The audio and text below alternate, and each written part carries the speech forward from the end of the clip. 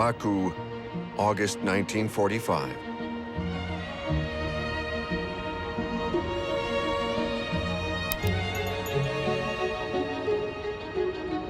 After 4 years of devastating war, the first demobilized Red Army soldiers finally come home.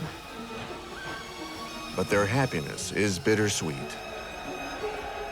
Many of their comrades died on the battlefield. They will never experience the joy of seeing familiar smiling faces, or holding their loved ones in their arms, or coming back to a cozy home and a town spared by the fighting. However, their town came very close to being reduced to ashes and rubble. Since the onset of the war in the West, the various adversaries have taken turns at threatening Baku with total destruction. Nazi Germany, of course, but also England, France, and even Big Brother Moscow. To all involved at one point or another, Baku has been targeted for destruction because of its great wealth. Oil. In late August of 1939, although dark clouds are gathering in the west, Baku's skies are clear. Stalin has just signed a non-aggression pact with Hitler, and the capital of the Soviet Socialist Republic of Azerbaijan can pursue its peaceful existence, nestled between the barrier of the Caucasus Mountains and the shores of the Caspian Sea. Baku is also one of the Soviet Union's great administrative, industrial, scientific, and cultural cities. Poets have pride of place within its walls. With its opera house, its theaters, its cinemas, and its lust for life, Baku has earned since the beginning of the century the nickname Paris of the Caucasus. This Paris is located 4,000 kilometers from the original, on land soaked in the black blood of the earth that has upended the century's economy and geopolitics.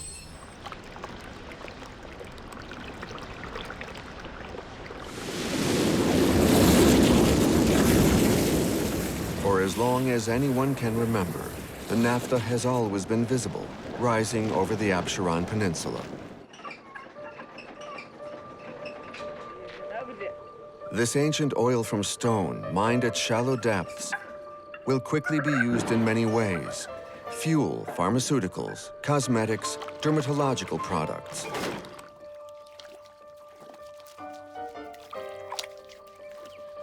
But industrial exploitation doesn't truly begin until 1847, with the invention in Azerbaijan of the world's first mechanized drills.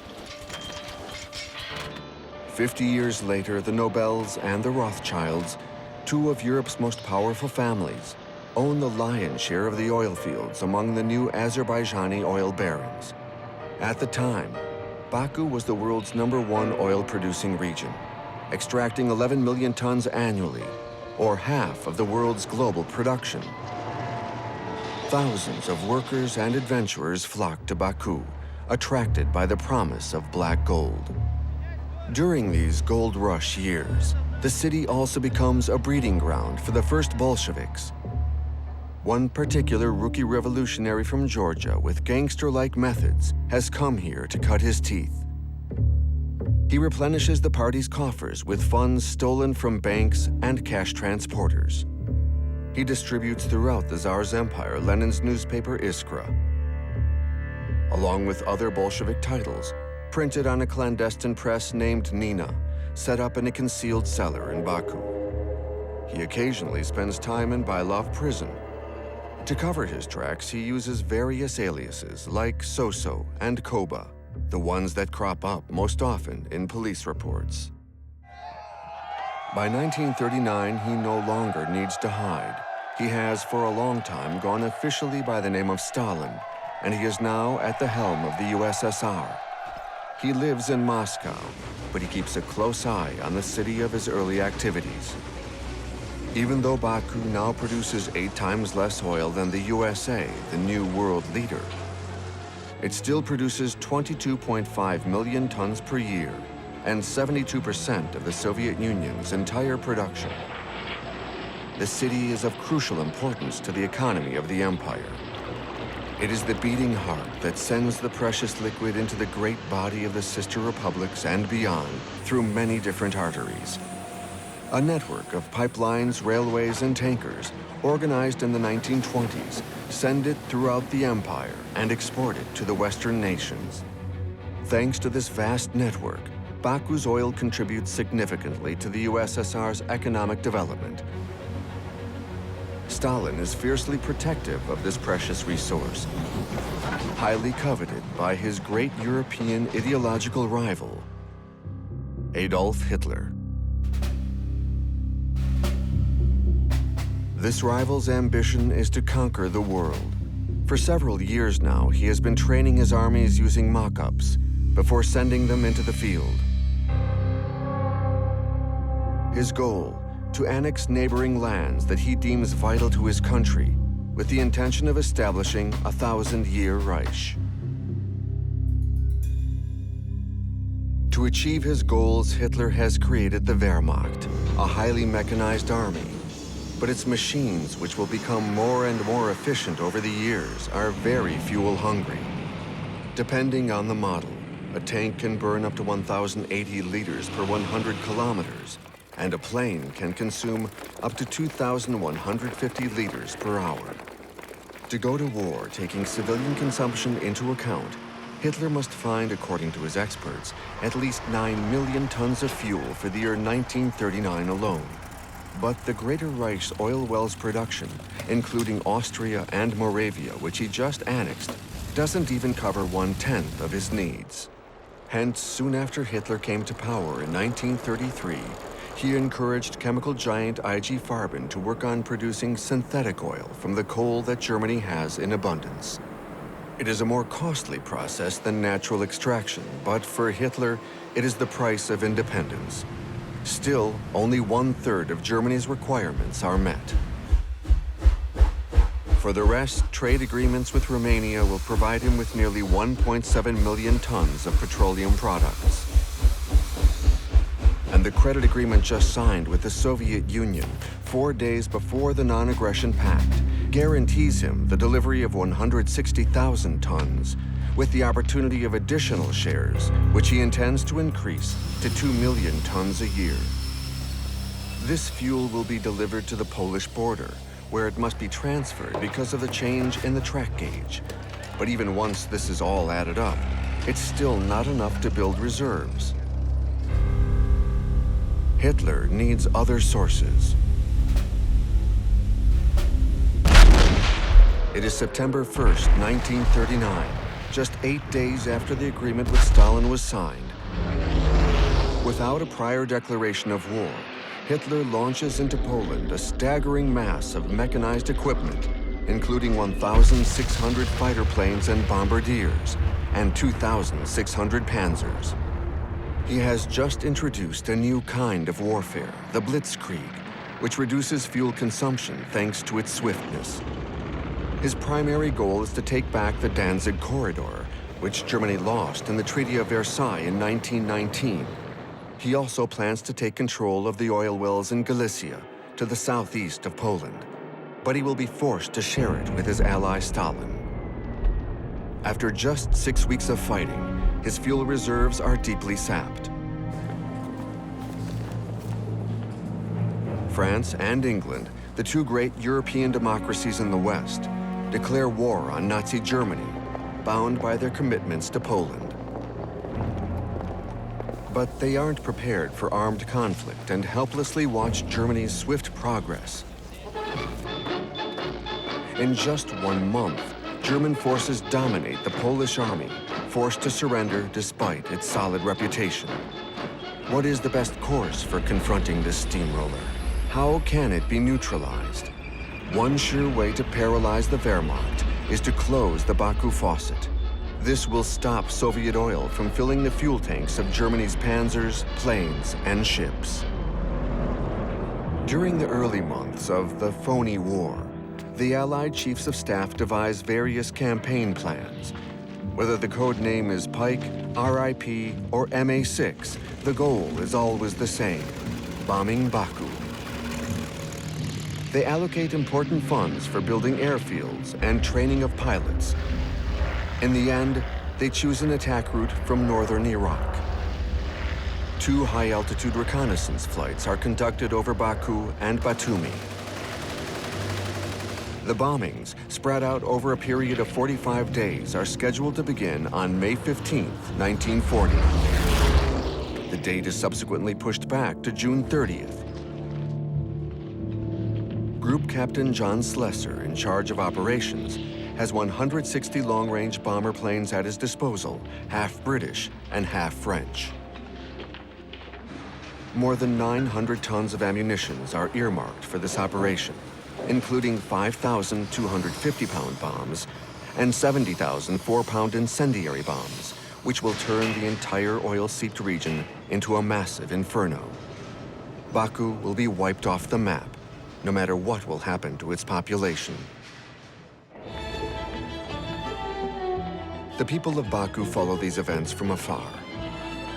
They don't feel directly concerned by this war begun in the West. They believe themselves to be sheltered from danger thanks to the German-Soviet non-aggression pact. And life goes on as usual. They are completely unaware of the terrible threat hanging over them, which could shake up their lives forever. Fortunately for them, unexpected events in the West come to their rescue.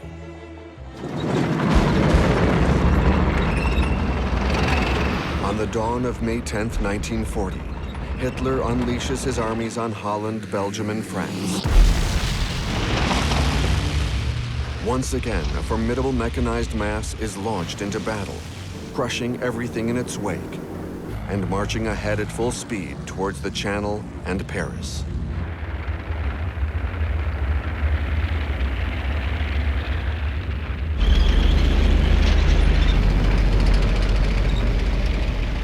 Allied strategists are convinced that this pace cannot be sustained and that fuel will soon run out. However, they forget to neutralize the main storage depots located in Belgium, the Netherlands, and France, as well as the distribution networks, so the Germans simply help themselves. Their spoils easily cover their own consumption.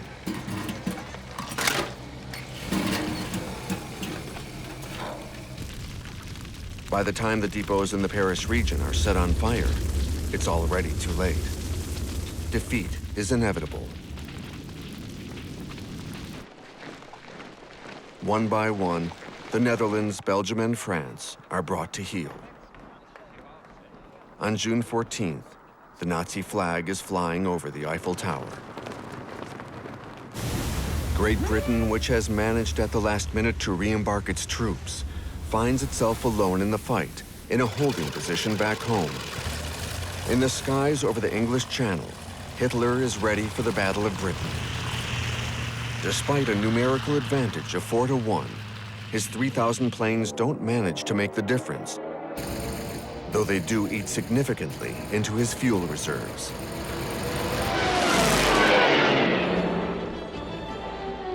Far from the war, Baku's residents are astonished to learn that they have just escaped a hellish fate.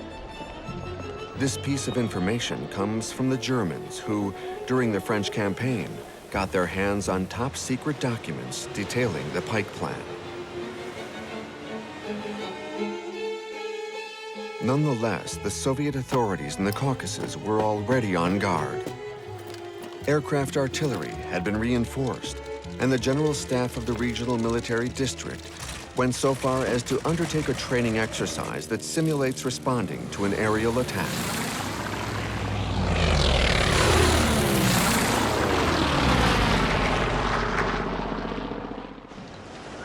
Meanwhile, Baku's oil wells and refineries are running at full speed. In addition to supplying the country as usual, on top of the exports to Germany, the Central Committee and the Council of the People's Commissars have decided to constitute enormous inland fuel reserves of all kinds: gasoline, airplane fuel, diesel, aviation oil, motor oil, and lubricants in order to satisfy all military needs. 80% of this stock is fully dependent on Baku's oil production, as well as on the workers, technicians, chemists, and engineers. But with the Anglo-French menace barely avoided, they are unaware that new threats are looming on the horizon. In the spring of 1941, Hitler receives an alert from his supplies services. The army will be short on oil by August. To hell with the treaties. He will help himself at the source. He spells it out clearly for his generals. Once the Red Army has been destroyed, the Wehrmacht will head for Baku's oil wells and seize them. Already on October 8, 1940, he had sent the Wehrmacht to invade Romania to protect its oil fields, which he believed to be within easy reach by the Soviets. And in November, Romania has enlisted at Germany's side, granting it a monopoly on Romanian oil, amounting to 3.5 million tons annually. Hitler is now ready to turn against Stalin.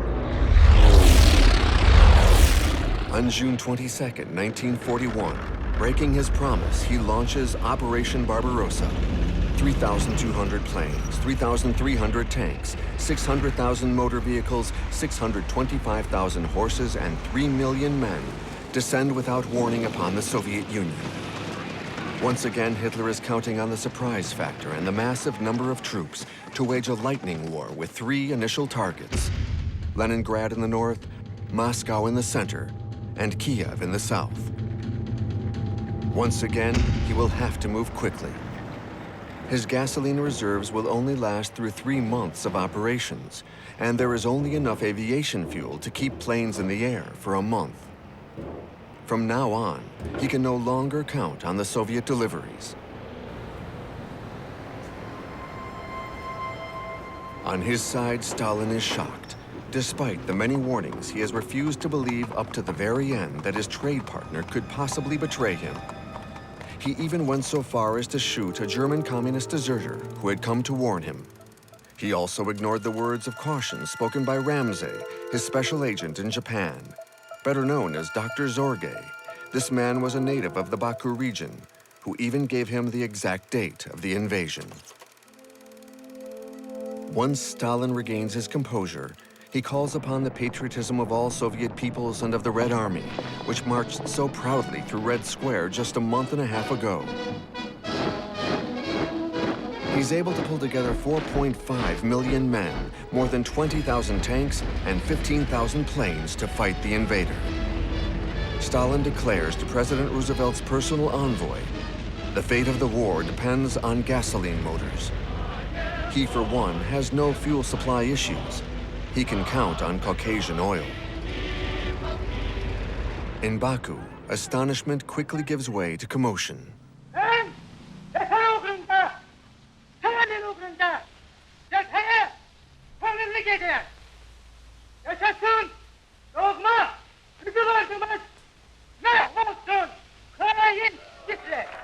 The country is at war. Everyone must be mobilized to face it. 700,000 people, nearly a quarter of the overall population of Azerbaijan, will eventually sign up throughout the conflict to fight their great patriotic war. After training, the 193rd Anti-Aircraft Artillery Regiment stationed in Baku is redeployed to the west of Moscow to defend the besieged capital city.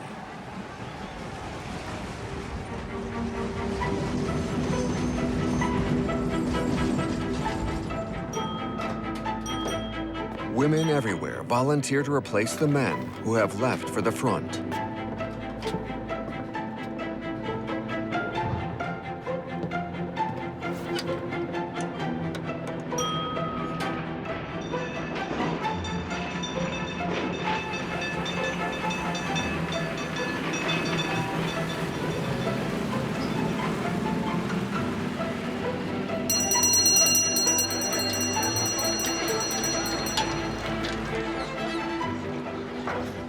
In the oil industry, they decide, along with their male counterparts, to extend their work shifts, 12 hours a day, 7 days a week, and 365 days a year, without any breaks or holidays, until the end of the conflict. In the summer of 1942, there are over 25,000 women workers, 1/3 of the oil labor force. Their shifts can last up to 18 hours. In the refineries and chemical factories, the number is even greater. Women will even account for 60% of the workforce in 1944. As a result, during the first year of the war from June 1941 to June 1942, Baku's oil production will jump to 23.5 million tons, an all-time record. Anyone who is too young to fight, all the veterans and retired oil workers, everyone is put to contribution, irrespective of age or gender. The Soviet Union needs every able arm and hand.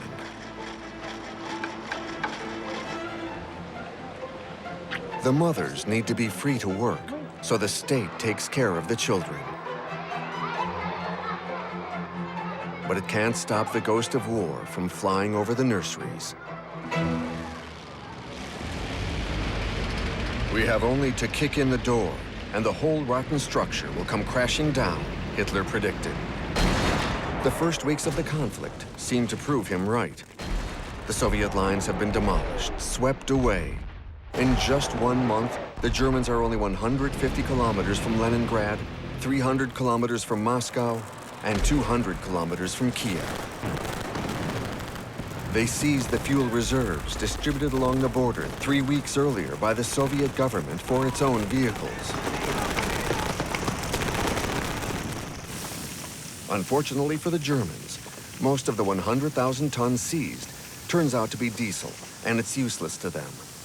Their panzers and trucks run on gasoline. So they set the reserves on fire and charge onwards.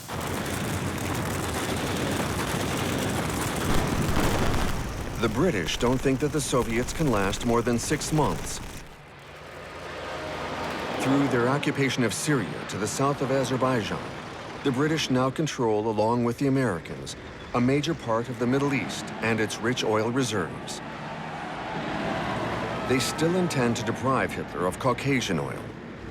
The Royal Air Force Chief of Staff tells his military commanders on location to stand by to bomb Baku.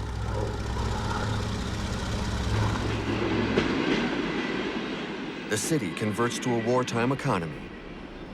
The factories working for the oil industry begin to manufacture flamethrowers, machine guns, Katyusha rocket launchers nicknamed Stalin's organs, parts for mortars and assault rifles. They also produce ammunitions of all types and sizes, shells, anti-tank landmines, incendiary bombs, grenades, and even Molotov cocktails at a rate of up to 10,000 units per day.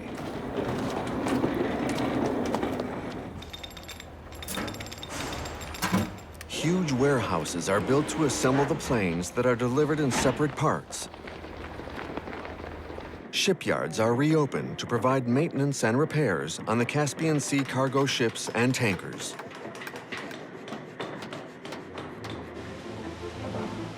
Thanks to a new process invented by the prominent Azerbaijani chemist Yusuf Mammadaliev, the oil refineries are now able to produce a high-octane airplane fuel that greatly improves the performance of the Soviet Air Force and allows its pilots to compete head-on with the Luftwaffe aces. In Ukraine, despite a damaged and untarred road network which clogs the engines, the German armored division makes a speedy progress, causing additional fuel consumption. The stretching of the lines on 500 to 750 kilometers creates difficulties in terms of supplying both machines and men. But nothing seems to stop them. By the end of September 1941, Leningrad is surrounded. The Germans are a mere 100 kilometers from Moscow, and they occupy a large part of the Ukraine. After 3 months of campaign, Hitler can boast about making 2.5 million prisoners and destroying or capturing 22,000 cannons, 18,000 tanks, and 14,500 planes. He has no doubt he will soon seize the capital of the Soviet Empire, and he will finally get his hands on its riches. Just 1,000 kilometers left to reach Baku. Then come the torrential autumn rains. In just days, the roads turn into a muddy quagmire that immobilizes all vehicles. Even the tanks have trouble getting through because their tracks are too narrow. The Rasputitsa, the muddy period, slows the Wehrmacht down, ultimately paralyzing it.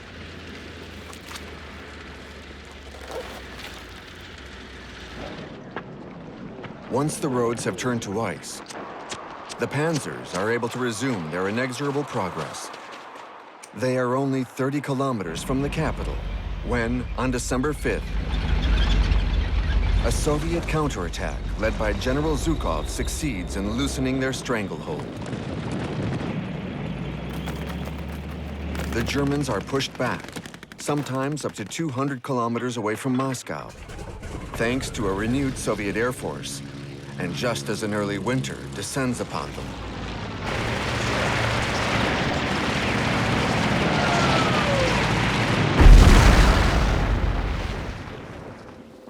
Temperatures quickly drop to minus 30 and 40 degrees Celsius. Exceptional weather conditions that freeze men and equipment, vehicles and weapons. The soldiers do everything they can to keep warm. Once again, the front is immobilized, this time for many long months. The Soviets can rejoice. The Blitzkrieg has failed. As long as the Volga remains navigable, the Baku tankers continue to supply Moscow with all kinds of fuel, particularly for the planes, and cover 80% of the Red Army's requirements.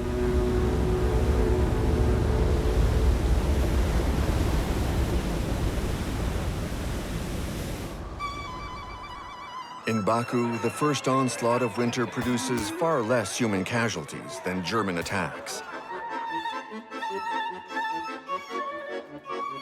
This winter will leave the children with lasting memories of magical delight and a moment of warmth and comfort, shared with those fighting the Nazi invader somewhere on the front.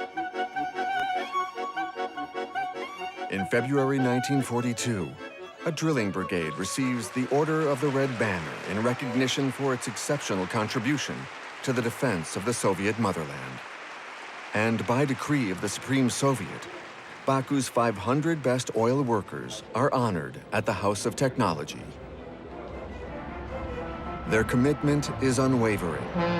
During the month of April alone, they ship over 500,000 tons of petroleum products over the Caspian Sea.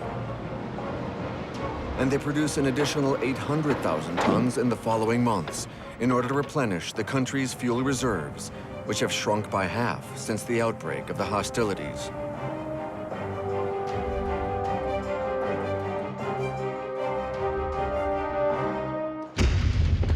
At his headquarters in Vinnytsia, Ukraine, Hitler revives the plan he had presented a year earlier to his general staff, christened Case Blue.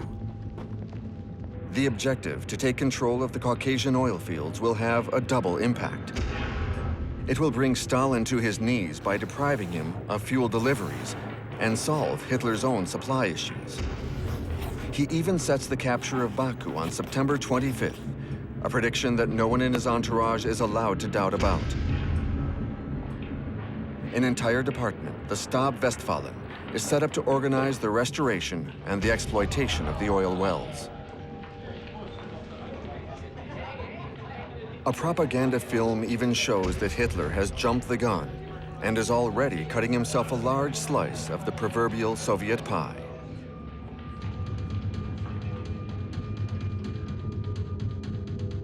First, the events seem to prove him right. In only 2 months, the Southern armies capture Sevastopol and complete the occupation of the Ukraine. The Red Army, apparently in a state of total chaos, is brutally and violently pushed back everywhere. But his chief of staff warns him, at this rate, the oil reserves will be gone by mid-September. Hitler decides to accelerate his plan and split up his troops.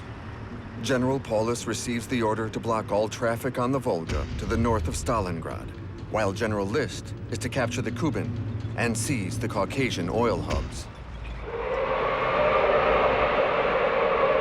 If we don't take Makeup in Grozny, I'll have no choice but to end the war, Hitler reminds them.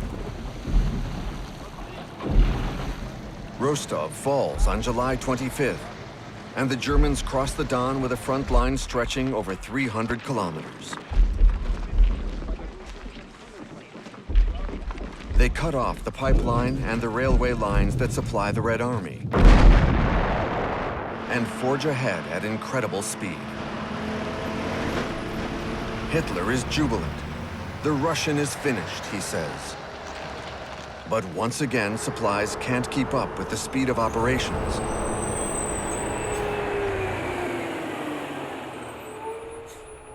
At the end of July, the vehicles are stalled for lack of fuel. General Paulus has to suffer through an 8-day wait 300 kilometers from Stalingrad until he can refuel and set off on the road to conquest again. The German threat forces Stalin to react. He has Order number 227 read to all units, not one step back. He summons Nikolai Babakov, the brand new Deputy People's Commissar to the oil industry. Babakov is a native of Baku with a diploma from Azerbaijan's Petrochemical Institute. Stalin gives him his orders. Hitler is telling everyone that if he doesn't get his hands on Caucasian oil, he'll lose the war, he says. You're flying immediately to Caucasia to help him lose this war.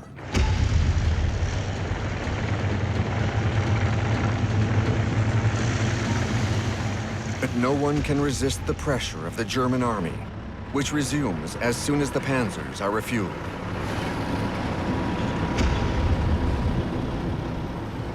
The cities of the Kuban fall one after the other.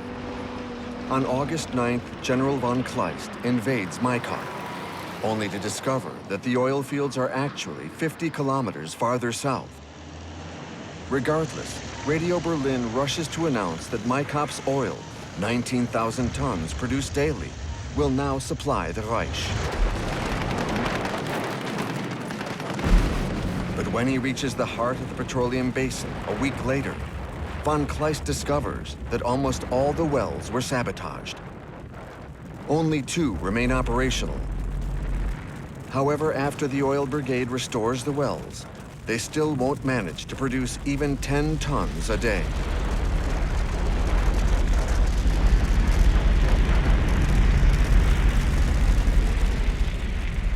The disappointment is the same in Krasnodar, the Cossack capital, which is the most important industrial city of the Kuban region and a major hub of oil refining activity. Here as well, the majority of oil products and equipment have been evacuated to Grozny, and the remainder has been destroyed. Refinery number 5 and its 80,000 tons of refined oil have been torched. The pipeline has been sabotaged, and the wells have been sealed with reinforced concrete.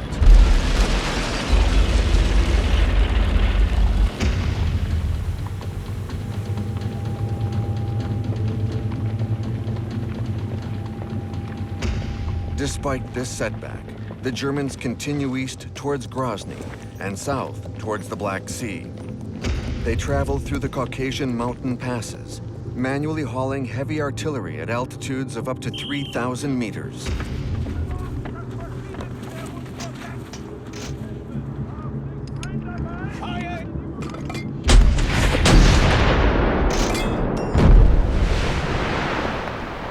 On August 21st, the Groth Group of the 1st Mountain Division plants the swastika flag at the top of Mount Elbrus.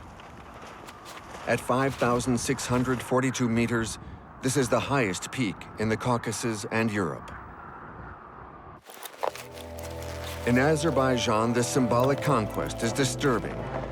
The German threat is becoming clearer. In Baku, authorities prepare the population for invasion.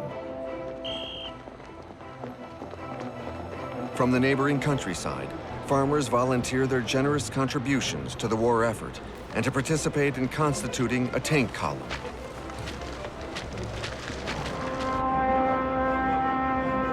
The Anglo-American allies provide these tanks through the Lend-Lease policy Stalin negotiated with Roosevelt's representative.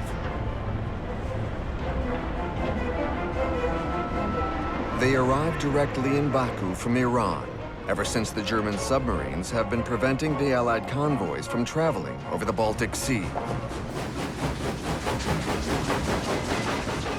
Until the end of the conflict, important military equipment will transit through the port of Baku, including almost 5,000 tanks, some of which are allocated to defending the Caucasus. Stalingrad is also preparing for a German offensive. General Paulus's 6th Army is only 50 kilometers away. On August 23rd, the city sees Air Fleet 4, led by von Richthofen, who bombed Guernica, appear in its skies. 600 planes have begun making their deathly rounds, sparing almost nothing and no one. The 9 massive oil reservoirs are a prime target for German pilots. Millions of tons of fuel go up in smoke, a filthy, black, acrid smoke that will float in the air for days. The fuel seeping from the gutted tankers burns on the Volga. Not even the town's beautiful buildings along the water are spared, nor are the older houses. 40,000 people lose their lives during this initial bomb attack. The battle will last 162 days. 162 days of relentless urban guerrilla warfare, during which the Germans will conquer up to 90% of the city, meter by meter, house by house.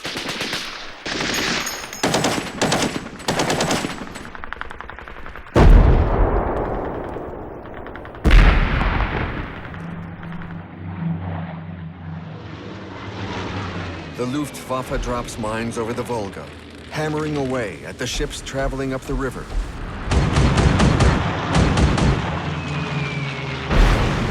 It will soon control traffic all the way to Astrakhan, but will not succeed in fully blocking it.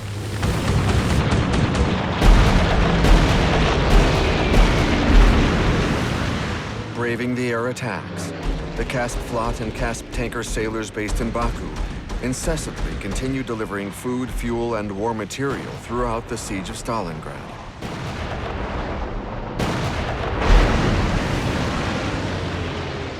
In total, 149,000 tons of fuel are delivered to the Red Army units defending the city, albeit at great human and material cost.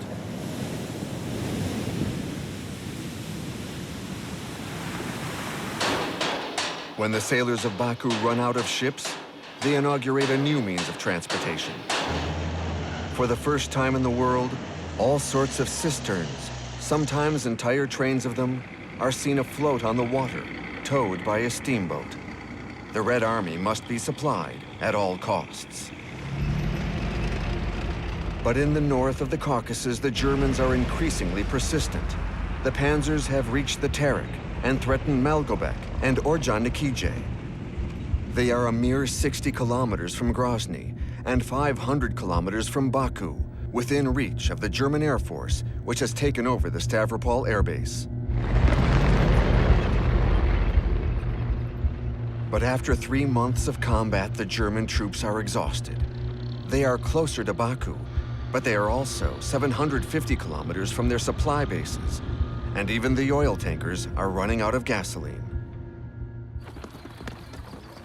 The logistics services resort to local and more traditional means of transportation. Less fuel-hungry, but much more temperamental.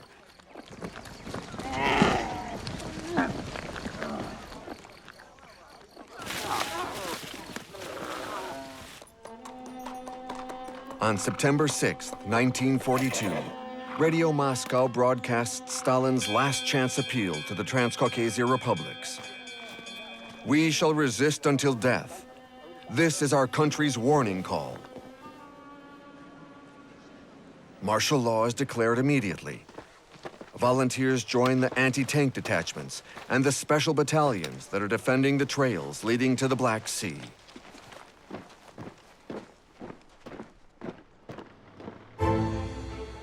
Stalin's message has also reached Azerbaijan. the State Defense Committee mobilizes 90,000 local residents, mostly women, to strengthen military defenses around the cities. Baku prepares to staunchly defend its oil rigs. To avoid them falling into enemy hands, the most modern ones are disassembled and sent to the new oil basins in the northeast, along with the best engineers and technicians. This massive undertaking is designed to promote the new El Dorado, sheltered from danger. 764 wells are sealed with concrete, and 81 complete drilling units are moved to Kuibyshev, current Samara, 2,000 kilometers away. This is a risky move, given that the region is currently producing only 2 million tons annually, 10% of Baku's oil production. Because of the number of relocated Baku workers, almost 6,000, the region is nicknamed Second Baku. But the area's climate bears little resemblance to the mildness of the Caspian shores. If it is hot in summer, in winter the temperatures drop regularly to 30 or 35 degrees below zero. But despite these harsh conditions, the personnel manages to increase extraction by 42% in the first year. 5 new oil and gas deposits are discovered. They also begin construction on an enormous refinery and on the first pipeline designed to supply the armament factories 165 kilometers further east. In Baku, in order to compensate for lost production due to the closing of the modern wells, 25 old and abandoned wells are now reactivated at the environment's expense. Production is crucial, whatever the cost.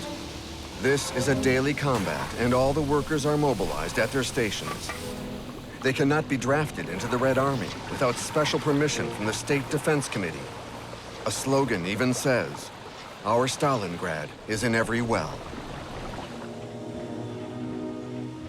At the initiative of Nikolai Baibakov, who has been appointed to the State Defense Committee, trains carrying explosives are routed discreetly to Baku.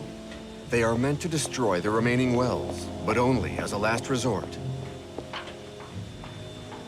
Baibakov is on a tightrope. Stalin warns him, "If you leave even 1 ton of oil to the Germans, we will shoot you." After a short pause, he adds, "If you destroy the oil fields, but Hitler fails to reach them, and we are left without fuel, we will shoot you again."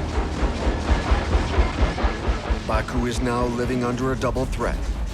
The enemy wants to occupy the city at all costs.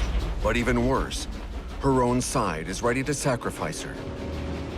Not to mention that Churchill hasn't yet given up on joining the party. A map of Baku, complete with bombing targets, was found in the National Library in Edinburgh.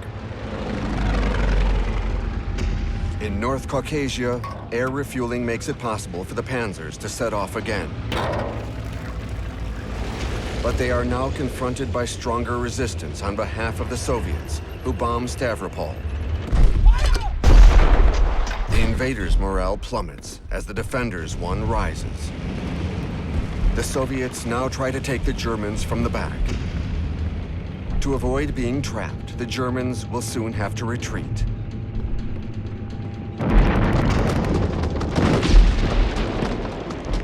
Hitler realizes he will not succeed in capturing Baku, and that this year's race for oil is over.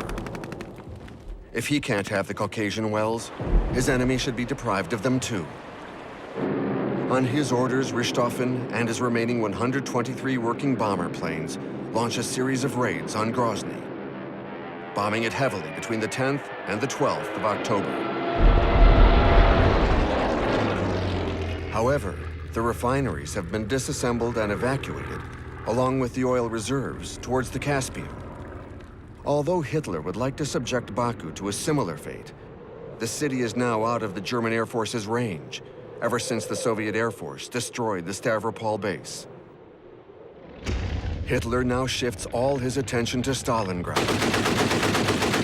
If he wants to save face and to keep a door open to Caucasia in order to relaunch his Baku offensive during the next campaign, he absolutely must capture the city named after his enemy. How symbolic. Paulus's 6th Army now controls 90% of the city. However, on November 19, 1942, for the first time in this battle, the Red Army regains the upper hand. Zhukov counterattacks by sending his generals, Vatutin from the north and Yeryomenko from the south, to surround Paulus's forces. In just days, both Soviet armies join up. Paulus is encircled between the Don and the Volga, unable to move. On November 23rd, he sends word to Hitler. Top secret, mein Führer, we are almost out of fuel. In fact, he has only enough fuel to move his 100 remaining tanks 30 kilometers, but the closest German lines are 50 kilometers away. Hitler asks Richthofen to organize an airlift. For 70 days, despite the risks, 95 tons of materials, ammunitions, food, and fuel are delivered each day.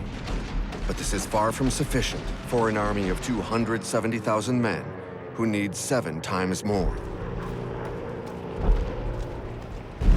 On the way back, the Luftwaffe is able to evacuate 25,000 injured troops.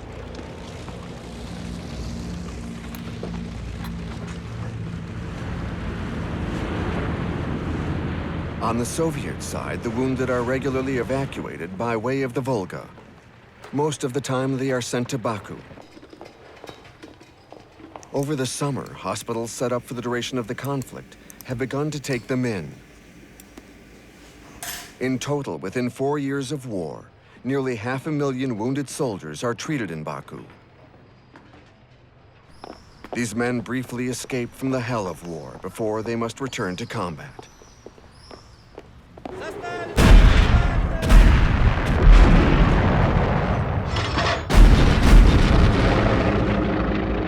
Paulus, trapped in Stalingrad by the snow and the cold, now faces Zhukov's counteroffensive. The airlift, which has proven ineffective, has been interrupted. Both the men and the machines are starving. This ordeal lasts for over a month. The Soviets, on the other hand, don't face any shortage of food, fuel, or ammunitions. Paulus's situation is hopeless.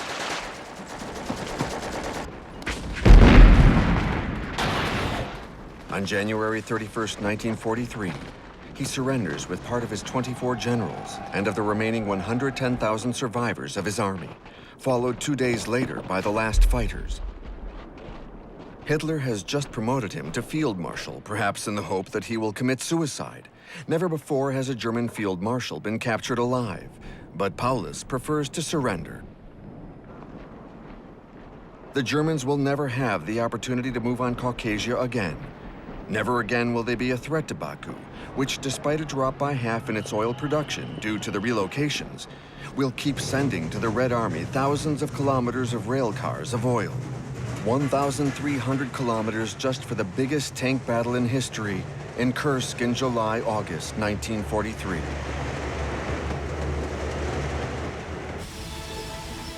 Baku, now safe from harm, receives some famous travelers. In November 1943, Stalin passes through on his way to the Tehran Conference with the Allies.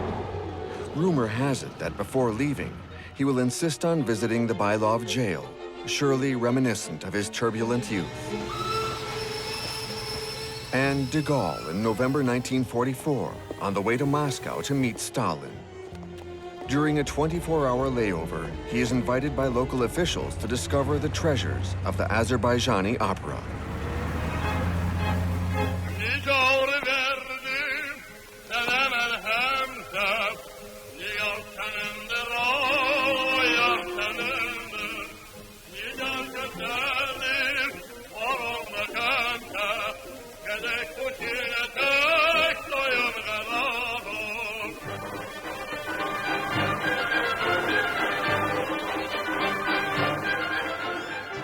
Six months later, on May 9th, 1945, the entire city celebrates the announcement of Germany's surrender.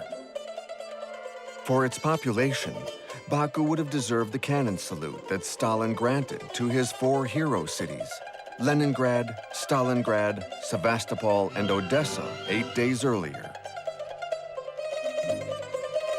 Even if Baku has avoided these martyr cities' fate, it has considerably contributed to the victory by offering to the common cause its oil and the lives of its people.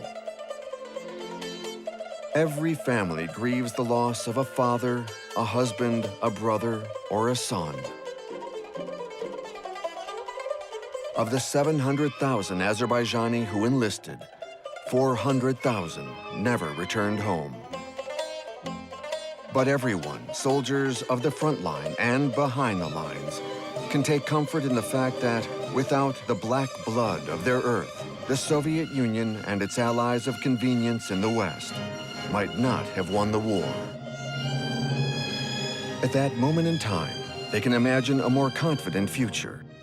But could they ever imagine in their wildest dreams that 50 years later their country will regain its independence, cherished for a moment during the First Azerbaijani Republic from 1918 to 1920, and that their country will finally be free to manage its precious resources on its own?